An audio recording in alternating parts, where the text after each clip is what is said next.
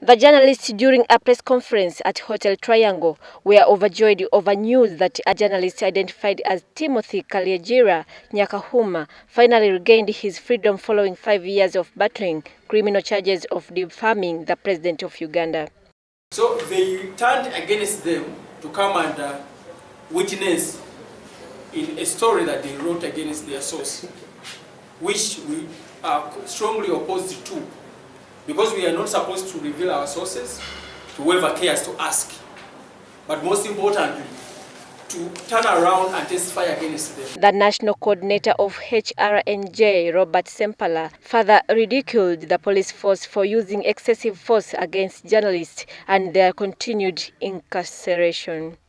This is reference with what happened to Timothy Kalyegira, who was accused of defaming the President Museveni, but eventually the Grade 1 magistrate dismissed the case over lack of evidence.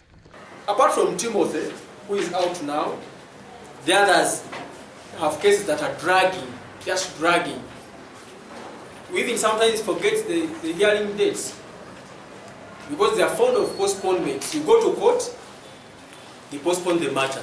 The state attorney does not have witnesses, does not have any new evidence. They have not done any investigations. And the matter collapses at the end of the day like this one has. Sempala further called upon government to allow all media houses to freely engage in the forthcoming elections. Timothy has really given us a very good hint on how we must cover elections. There is not a very scientific and standard formula for us to cover elections. But we must up our game. We must be extraordinary in reporting. We must get our facts right at all times. Because even when they dragged you to court and you have your facts right, you'll certainly chicken out. Timothy Kalyegira Nyakahuma, a victim, implored the Directorate of Public Prosecution to stop sanctioning politically and economically motivated cases against journalists that limit freedom of the journalists.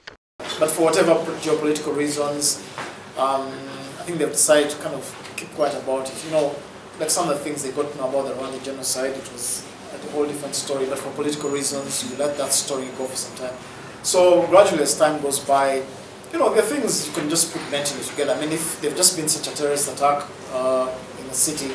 Uganda is currently under heightened political tension ahead of the 2016 polls, a process which calls for effective participation of the media.